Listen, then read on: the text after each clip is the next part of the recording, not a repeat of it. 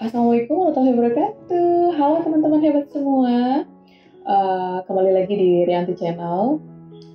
Mudah-mudahan teman-teman hebat semua yang ada di luar sana sehat selalu, tetap ceria, tetap semangat yang paling penting agar kita bisa melakukan semua aktivitas dan rutinitas kita walaupun masih banyak melakukan aktivitas dan rutinitasnya mungkin ada yang di rumah ya gitu. Walaupun ada beberapa teman-teman yang sudah melakukan rutinitas di tempat kerja ataupun mungkin di lingkungan luar rumah, tapi tetap harus menjaga prokesnya ya agar kita bisa terhindar atau memutus penyebaran COVID-19. Oke teman-teman, di video kemarin aku udah ngebahas tentang sistem pengolahan makanan khas daerah yang dimodifikasi. Dan itu di part 1 itu aku udah bahas tentang bahan-bahan apa saja sih yang harus dipersiapkan oleh kita sebagai pemula atau mungkin sebagai penjual yang mau memodifikasi makanan khas daerah. Dari mulai kita harus menyiapkan bahan baku, kita harus menyiapkan bumbu, kita harus menyiapkan bahan tambahan pangan atau mungkin yang biasa disebut BTP ya. Nah, selain itu juga apa saja sih yang harus disiapkan selain bahan-bahannya itu ya, yang sekarang yang akan aku bahas itu tentang macam-macam makanan khas daerah yang dimodifikasi. Jadi contoh-contohnya apa saja sih yang bisa dimodifikasi itu, yang mungkin ini bisa menjadi ide buat teman-teman yang ada di luar sana yang mau memulai usaha. Kira-kira apa ya, aku nih belum ada ide yang pas nih. Mungkin setelah melihat channel aku ini mungkin bisa menginspirasi atau bisa lebih menambah inovasi ataupun kreativitas buat teman-teman ya. Oke teman-teman, kita bakalan bahas nih tentang macam-macam makanan khas daerah yang bisa dimodifikasi itu apa saja. Nah, di sini tuh ada macam-macam ya, macam-macam makanan khas daerah.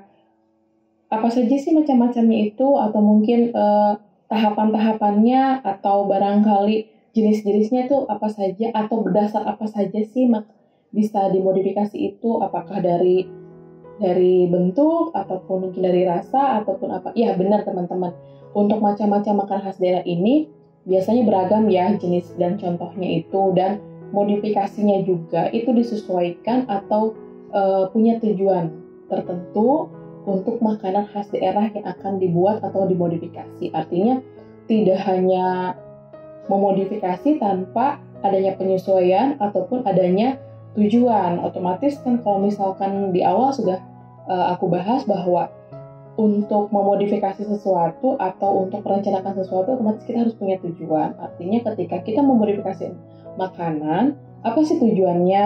Ya misalkan tujuannya itu kita mau memenuhi keinginan konsumen berdasarkan riset pasar misalkan. Dan kita juga menyesuaikan apa sih yang diinginkan oleh konsumen. Nah, di sini ada beberapa macam atau mungkin ada klasifikasi macam-macam makanan khas daerah yang bisa dimodifikasi. Di antaranya itu makanan khas daerah yang dimodifikasi dengan varian rasa. Artinya bahwa salah satu bentuk modifikasi makanan khas daerah ini dapat dilakukan dengan memberikan varian rasa. Artinya varian rasa di sini berbeda dengan rasa yang aslinya gitu. Jadi kita mau memodifikasi rasanya biar ada cita rasa yang beda ketika konsumen mengkonsumsi atau membeli produk dari kita. Nah, apa saja sih makanan-makanan khas daerah yang dimodifikasi berdasarkan rasa? Contoh makanan khas daerahnya kayak misalkan lumpia rebung. Nah, yang mungkin yang kita rasakan lumpia rebung ya asli khasnya gitu kan, lumpia rebung. Nah, contoh modifikasi rasanya bisa dengan lumpia jamur, atau bisa lumpia ikan, bisa juga lumpia variannya itu lumpia kepiting, bisa juga varian aneka sayur ataupun lumpia udang. Nah, itu untuk varian modifikasi makanan khas daerah untuk lumpia. Nah, kalau yang lainnya misalkan telur asin. Nah, bagaimana modifikasi rasanya? Nah, bisa saja dimodifikasi untuk telur asin ini bisa dengan varian rasa kayak telur asin bakar, atau telur asin rasa pedas, atau telur asin panggang, ataupun telur asin yang punya cita rasa pindang misalkan, atau telur asin yang dikemas dengan modifikasinya kita coba nih rasa pindang, atau mungkin kan ada ikan pindang tuh rasanya khas. Nah, kita coba untuk modifikasi itu. Nah, itu contoh untuk modifikasi makanan khas daerah yang jenisnya telur asin ya. Selanjutnya apalagi nih yang bisa kita modifikasi? Nah, kayak misalkan bisa dong kita juga memodifikasi kayak bakpia isi kacang hijau. Nah, kita modifikasi rasanya, kan yang kita tahu monoton ya. Mungkin teman-teman juga di rumah sudah merasakan kalau bakpia itu pasti isinya nggak jauh dari kacang hijau. Jadi bagaimana kita bisa memodifikasi rasanya, kita bisa memodifikasi rasanya dengan bakpia keju, bakpia coklat, atau bakpia durian, atau mungkin bakpia yang green tea yang mungkin bisa lebih diterima atau bisa lebih diminati oleh khalayak-khalayak di luar sana, terutama di segmentasi anak-anak kaula muda gitu. Terus selanjutnya contoh makanan khas daerah yang bisa dimodifikasi untuk rasa yaitu bika ambon. Nah, untuk bika ambon kita bisa modifikasi rasanya seperti bika ambon rasa pandan, rasa mocha, ataupun rasa keju. Nah, itu untuk klasifikasi macam-macam makanan khas daerah yang dimodifikasi berdasarkan rasa. Nah, selanjutnya untuk modifikasi apalagi sih selain bisa dari rasa, kita juga bisa memodifikasi makanan khas daerah itu berdasarkan bentuk. Artinya bentuk di sini berbeda dengan bentuk aslinya yang mungkin yang sudah sekarang beredar di pasaran ya. Artinya kita mencoba untuk mengemas atau platingnya itu lebih modern. Jadi tidak yang konvensional atau mungkin tradisional ya. Artinya kita menyesuaikan dengan segmentasi pasar yang kita akan tuju. Apakah kita targetnya adalah anak-anak muda, yang milenial, yang kekinian, yang sebenarnya kita tidak akan meninggalkan khas konvensional ya, tapi bagaimana kita bisa mengemas bentuknya. Jadi apa saja sih yang kira-kira kita bisa kemas berdasarkan bentuk atau varian bentuk di sini? Contohnya salah satunya adalah rendang. Rendang ini kan dikenal oleh konsumen di luar sana itu biasanya digunakan untuk lauk pauk ya. Nah, bagaimana kita bisa mengemasnya, mengemas bentuknya itu seperti menjadikan burger rendang atau kita memodifikasi menjadi burger rendang. Artinya tampilannya lebih modern dong, lebih milenial yang ya mungkin anak-anak muda itu nggak terlalu ya. Ini kan kalau rendang itu kita nggak jauh ketika kita makan di nasi padang ya, maksudnya di warung nasi padang gitu kan, kayak misalkan di Ampera ataupun mungkin di lainnya. Tapi kalau misalkan dikemas dengan burger rendang, misalnya dengan burger gitu kan, dengan roti burger, artinya mungkin anak-anak muda juga lebih enak atau mungkin lebih nyaman. Ini aku konsumsi ini nih burger rendang, ini lagi hits loh. Kita kan bisa saja kan kita juga mengemasnya sedemikian rupa, platingnya atau mungkin warnanya juga bisa kita kemas, tidak hanya warna ya roti kan warna kuning gitu. Mungkin kita kemasnya bisa burgernya bisa warna hitam ataupun mungkin pink atau mungkin merah, kan ada juga varian warnanya. Nah, selanjutnya kayak selain burger rendang ya, maksudnya selain rendang itu ada cendol. Kalau kita tahu atau mungkin konsumen tahu, lebih kalau ketika mendengar cendol itu kan lebih ke minuman ya. Nah, bagaimana kita bisa memodifikasi cendol ini? Kita kemas dalam bentuk olahan puding cendol. Nah, itu kan tampilannya atau mungkin varian bentuknya akan lebih elegan atau mungkin lebih menarik konsumen untuk ini apa sih, gimana sih rasanya gitu. Kalau puding cendol ini apakah sama dengan dengan cendol yang biasa kita konsumsi sejenis minuman ataupun mungkin beda rasanya gitu. Nah, itu untuk varian cendol kita bisa modifikasi bentuknya menjadi puding cendol. Atau bisa juga klepon, kita juga bisa modifikasinya atau bisa memadukannya dengan perpaduan cake gitu kan. Kita kemas sedemikian rupa, kita plating, kita rias gitu kan, kita dekor gitu semenarik mungkin agar konsumen di luar sana itu lebih tertarik untuk mengkonsumsi atau membeli tadi jenis klepon itu atau makanan klepon yang kita buat. Atau selain klepon apalagi nih, bisa juga kita memodifikasi teri balado. Sama seperti rendang, bahwa teri balado itu lebih identik lauk pauk ya, jadi pendamping nasi ketika kita mengkonsumsi. Nah, kita bisa modifikasinya produk teri balado ini yaitu bisa dikemas atau dimodifikasi dengan menjadi sushi teri balado. Why not kan? Itu kan bisa saja gitu, nggak ada yang salah kalau untuk modifikasi, asalkan kita bisa mengemas, kita bisa memasarkan atau bisa meyakinkan konsumen agar konsumen ini tuh merasa yakin, oh iya, saya mau nih, saya penasaran nih kayak gimana sih sushi teri balado ini gitu kan, beda banget gitu, belum ada gitu kan di tempat ataupun di kafe ataupun mungkin di tempat tongkrongan anak muda. Yuk kita cobain nih gimana. Kan kita juga bisa menarik menarik daya pikat konsumen, atau mungkin konsumen bisa menjadi penasaran gitu untuk mengkonsumsi atau membeli produk tadi sejenisnya teri balado. Selain untuk klasifikasi makanan khas daerah yang dimodifikasi berdasarkan tadi bentuk, ada juga klasifikasi makanan atau macam-macam makanan khas daerah yang dimodifikasi untuk memperpanjang usia produk. Karena biasanya kalau untuk makanan khas daerah itu terkesan usia produknya itu tidak lama gitu, biasanya cepat basi. Jadi bagaimana sih kita mencoba untuk memodifikasinya agar bisa lebih tahan lama? Apa saja bahan tambahan pangan yang harus kita gunakan? Misalkan ada beberapa jenis makanan daerah yang bisa kita modifikasi berdasarkan usia produk itu, kayak contohnya itu untuk manisan buah kita bisa menambahkan penambahan asam sitrat gitu kan, atau mungkin selain itu juga kita bisa, itu contoh untuk manisan buah. Nah, kira-kira bahan kimia apa atau bahan tambahan pangan apa yang kita bisa tambahkan lagi? Mungkin kita juga bisa membuat yogurt gitu kan, itu kan modifikasi perpanjangan usia produknya dengan fermentasi, atau mungkin juga pindang itu biasanya kan, ataupun ikan yang diasap itu kan ada proses modifikasi usia produknya itu dengan penggaraman, atau mungkin ada dengan pengeringan, atau mungkin ada yang di frozen gitu kan.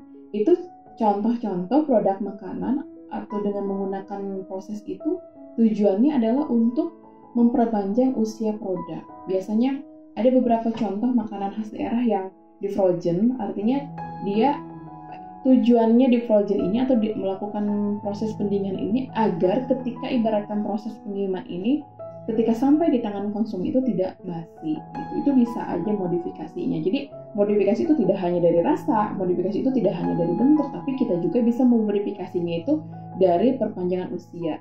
Nah, untuk tadi penambahan bahan kimianya sendiri, kita juga harus menyesuaikan komposisinya, kita harus menyesuaikan kira-kira mau ditambah berapa sih, terus bahan kimianya atau mungkin bahan tambahan pangannya itu yang seperti apa. Jangan sampai kita terlalu over menambahkan bahan tambahan pangan di sini, karena kita juga tidak hanya memikirkan oh iya produk saya sold out nih, udah terdistribusikan atau sudah terjual semua. Kita juga harus memikirkan benefit ya, manfaat apa yang bisa diterima oleh konsumen ketika sudah mengkonsumsi produk yang kita hasilkan atau produk yang kita buat. Jadi jangan sampai merugikan konsumen, karena itu bakalan menjadi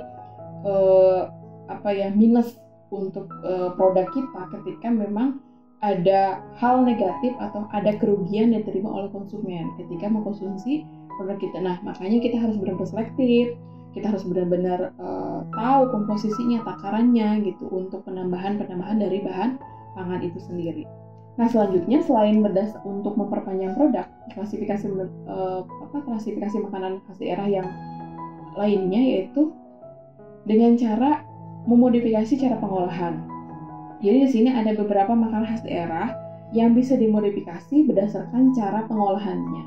Contohnya yaitu dadi. Dadi ini merupakan minuman fermentasi dari susu kedelai. Ini berasal dari Minangkabau, di mana kita dapat memodifikasinya dalam proses pengolahannya. Artinya kita lebih sterilisasi, lebih higienis dalam proses fermentasi ya. Apalagi ini kaitannya kan dengan susu, ketika ibaratkan susu itu kan ada yang langsung diperas dari si kerbau ini, otomatis kan itu banyak kuman yang terbawa entah dari tangan kita ataupun dari si hewan itu tadi, atau kerbau ataupun sapi lah ya.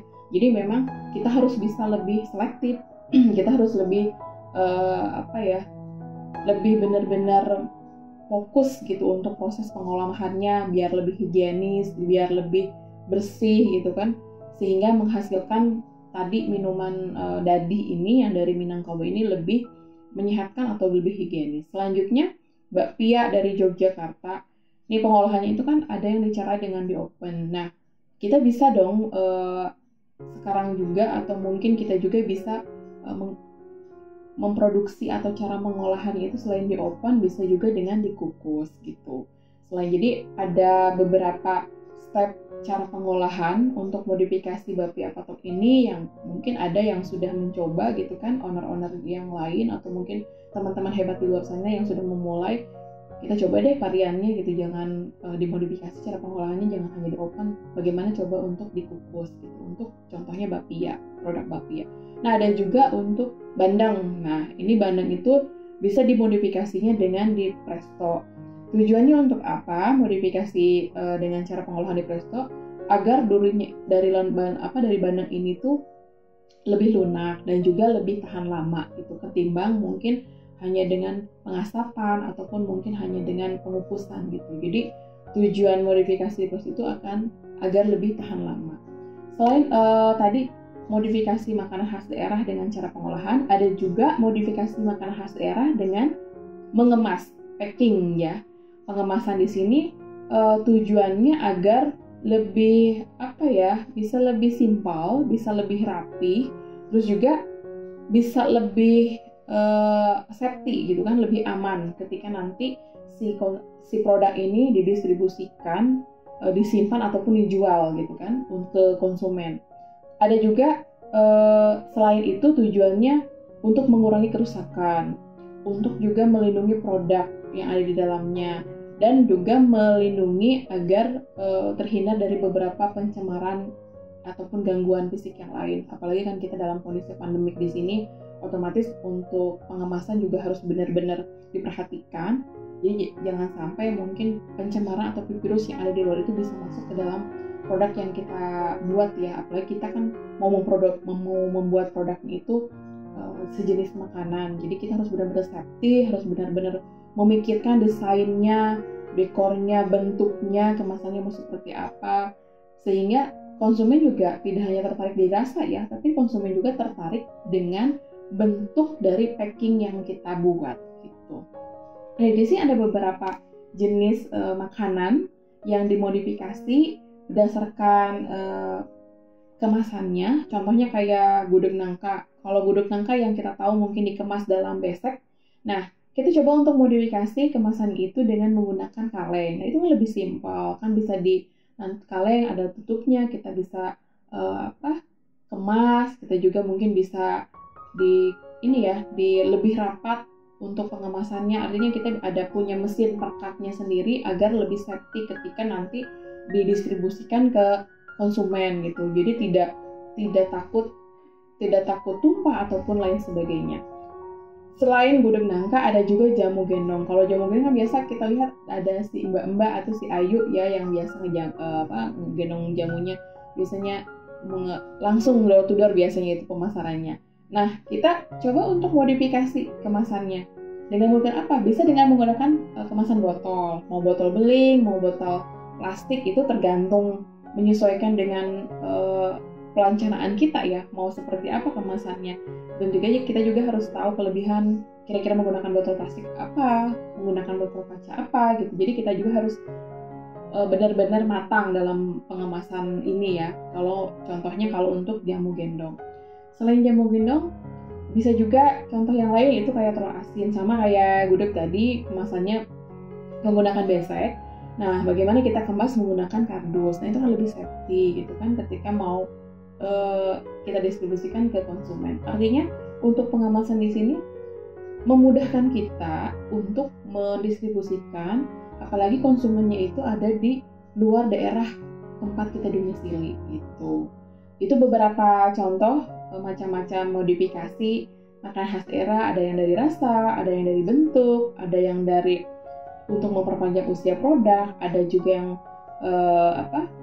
tadi dari pengemasan, ada juga dari cara pengolahan. Nah, mungkin ini bisa menjadi inspirasi untuk teman-teman hebat di luar sana yang mau memulai usaha, mencoba untuk memodifikasi makanan khas daerah ya. Bisa disesuaikan mau yang mana, macam-macamnya atau klasifikasinya akan digunakan. Yang penting itu tidak mengganggu goal atau tujuan yang akan dicapai oleh teman-teman hebat semua. Oke teman-teman, mungkin itu yang bisa saya sampaikan. Nanti kita akan lanjut di part ketiga, masih dengan tentang sistem pengolahan makanan khas daerah, tapi kita akan bahas tentang apa saja sih cara-cara atau mungkin beberapa tahapan dalam proses pengolahan si makanan khas daerah ini. Kita juga harus tahu tentang pengetahuan itu tujuannya untuk mengupgrade terus pengetahuan kita, dan untuk teman-teman yang akan memulai usaha ini juga bisa menjadikan referensi. Jangan lupa like, komen, dan share sebanyak mungkin konten ini agar bisa menginspirasi teman-teman hebat di sana. Assalamualaikum.